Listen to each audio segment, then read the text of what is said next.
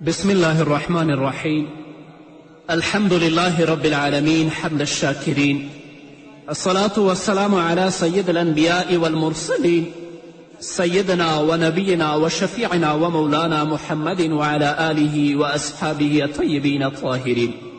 زموږ د نن ورځې د خپرونې موضوع بیا هم حقوق والدین یا د مور و پلار حقوق.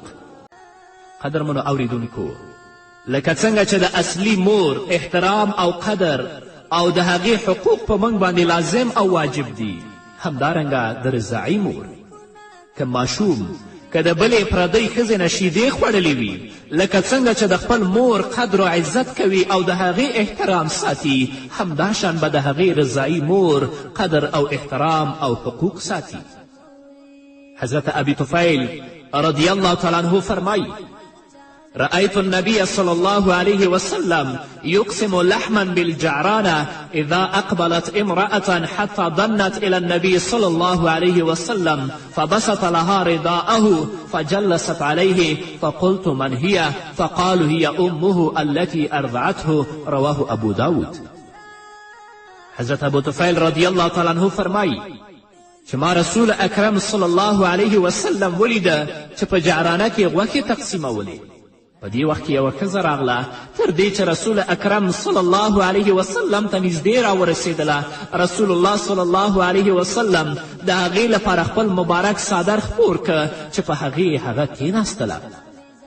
د دې په لیدلو سره ما پوښتنه وکړه چې دا څوک ده؟ خلکو راته وویل چې دا د رسول الله صلی الله علیه وسلم رضاعي مور ده چې رسول الله صلی الله علیه وسلم ته یې تی ورکړی و. له دې حدیث نه د رضاعي مور یعنی هغه میرمن چې له مور نه پرته یې پی ورکړې وي، له هغې سره د اکرام او احترام او ښه سلوک اهمیت معلوم شو. محدثینو لیکلي دا میرمن چې د رسول اکرم صلی الله علیه وسلم په خدمت کې حاضره شوې وه حلیمې سعدیه وه چې رسول الله صلی الله علیه وسلم یې په ډیر کم عمر کې له مکې مکرمې نه ځان سره د بني سعد قبیلې ته بوولی و او رسول اکرم صلی الله علیه وسلم ته یې پی ورکړې وي او څو کاله یې له خپل ځان سره ساتلی او پاللی و. له دې حدیث شریف نه د پی ورکولو د خپلوي او اهمیت اندازه معلومیږي. د تیر رودلو خپلوي هم د نسب د خپلوي په څیر ده. د یوې میرمنې د پی رودلو په وجه هغه ټولې رشتې حرامیږي چې د نسب په وجه حرامیږي الا ما استثنا من ذلک. نو چا چې د یوې میرمنې پی ورودلې هغه ته پکار دی چې له هغې سره او د هغه خاوند سره او د هغې له اولادو او نورو قریبانو سره ښه چلند وکړي او د هغوی خبر واخلي. صلې رحمي دی کله هم نه قطع کوي. ځکه حضرت عبدالله بن ابي اوفا رضی الله تعالی عنه فرمایي: قال سمعت رسول الله صلی الله علیه وسلم یقول ما تنزل الرحمة على قوم فیهم قاطع رحم. حضرت عبدالله بن اوفا رضی الله تعالی عنه فرمایي ما له محمد رسول الله صلی الله علیه وسلم څخه اوریدلی دي چې پر هغه قوم رحمت نه نازلیږي چې په هغوی کې یو څوک قطع رحم کوونکی موجود وي، یعنی خپلولي پرېږدي. لکه څنګه چې د صلې رحمي په وجه د الله تعالی رحمتونه او برکتونه نازلیږي، همدا ډول د قطع رحمي په وجه الله تعالی خپل رحمت بندوي. او دا نه چې یوازې له قطع رحمي کوونکي نه بلکې د هغه له ټول قوم څخه رحمت بندیږي، چې وجه یې دا ده چې کله یو سړی قطع رحمي کوي نو نور خلک هغه صلې رحمي ته نه آماده کوي بلکې پخپله هم د هغه په ځواب کې د قطع رحمي چلند کوي. همدارنګه حضرت ابي هریره رضی الله تعالی عنه فرمایي چې رسول اکرم صلی الله علیه وسلم وفرمایل: الرحم شجنة من الرحمن فقال الله من وصلك وصلته ومن قطعك قطعته. رواه البخاري. حضرت ابو هریره رضی الله تعالی عنه فرمایي چې رسول اکرم صلی الله علیه وسلم وفرمایل چې د رحم لفظ د رحمان له لفظ نه اخیستل شوی دی چې د الله تعالی نوم دی. نو الله وفرمایل چې ای رحمه چا چې ته جوړ وساتلې یعنی ستا حقوق ادا کړل زه به هغه په خپل رحمت سره له خپل ځان سره پیوست کړم او چا چې ته قطع کړې زه به هغه له خپل رحمت نه بیل کړم یعنی د رحمت له دایرې نه به یې وباسم. نو څوک چې د خپلو دوستانو او خپلوانو سره د تل لپاره خپلولي پالي په ځانګړې توګه د خپل مور و پلار او رضایي مور سره هغه به د الله په رحمت کې داخل وي او څوک چې دا پرېږدي هغه به د الله له رحمت نه وتلی وي. په یو حدیث کې رسول اکرم صلی الله علیه وسلم فرمایي لا یدخل الجنة قاطع الرحم، هغه څوک چې خپل ولی پرېږدي هغه به جنت ته داخل نشي. معلومه شوه چې د قطع رحمي سزا په دنیا او آخرت کې رسیږي.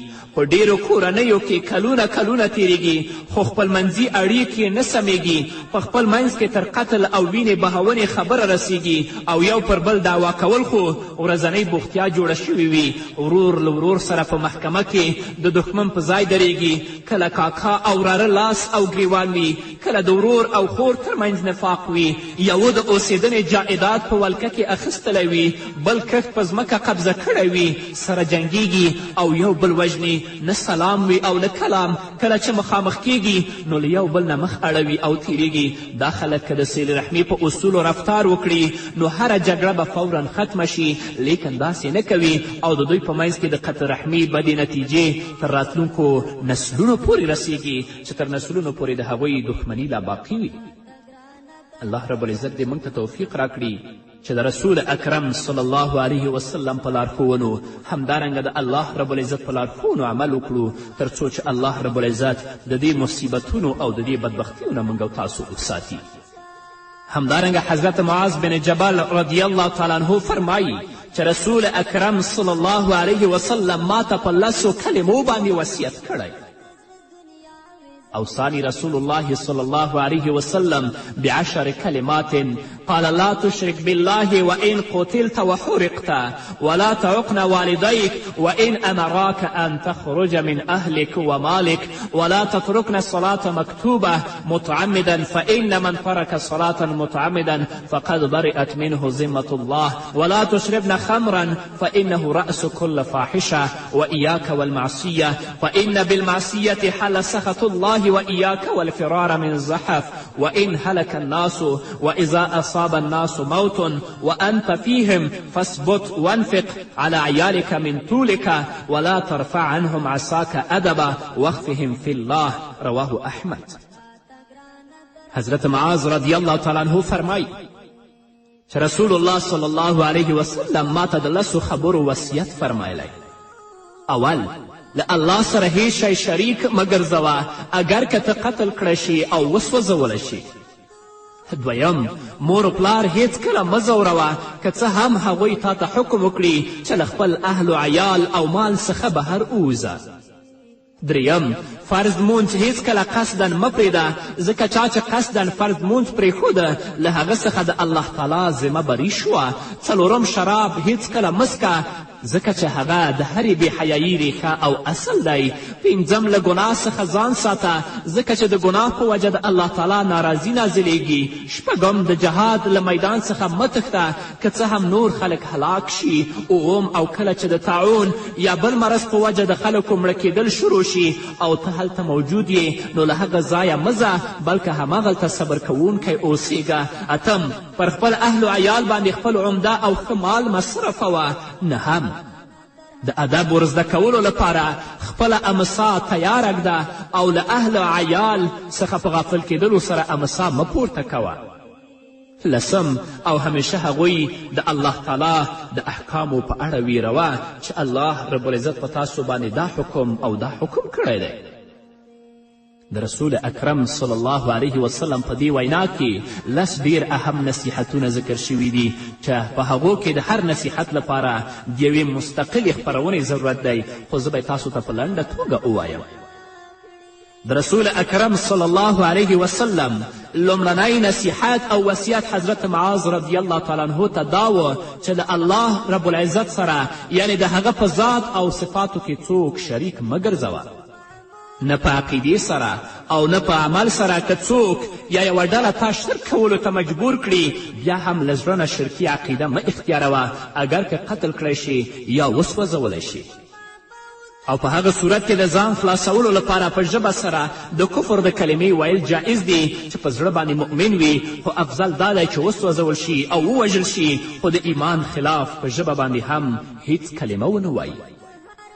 د رسول اکرم صلی الله علیه وسلم دویم نصیحت دا و چې حضرت معاذ رضی الله تعالی عنه ته وفرمیل چې خپل مور و پلار مه ځوروه، اگر که هغوی تا ته حکم درکړي چې له کور او اور څخه اوزه، په دې کې د مور و پلار د فرمانبرداري اهمیت ښوولی او د هغوی له نافرمانی څخه یې په سختي سره ممانعت کړی دی. د رسول اکرم صلی الله علیه وسلم دا وینا که مور و پلار ووایي چې کور او اور پرېږده او اووځه، بیا هم د هغوی فرمانبرداري وکړه، دا حکم په فرضي ډول دی، ځکه چې عاقل او مشفق مور و پلار داسې حکم نشي کولی که په ناپوهي سره د غصې په حالت کې داسې حکم وکړي نو فرمانبرداري بیا واجب نه ده، بلکه په ځینې حالاتو کې به جایز هم نه وي. مور و پلار ته اجازت نشته چې داسې غلط حکم وکړي، البته اولاد ته حکم ورکړی شوی چې خپل ځان دې د دې فرمانبرداري لپاره تر دې حده آماده وساتي که د هغوی په وینا سره د کور اور پرېښودل هم وي نو پرېږدي. دا د رسول اکرم صلی الله علیه وسلم فرضي وینا ده. په دې کې تاکید کوي چې تاسې به تل لپاره د خپل مور و پلار. دا وه زموږ د نن ورځې خپرونه چې ستاسو درانه حضور ته وړاندې شوه. تر بلې خپرونې پورې چې زه بیا هم ستاسو درانه حضور ته راځم، تاسو ټول په پاک رب سپارم. پاتې ژوندم نیکمرغه.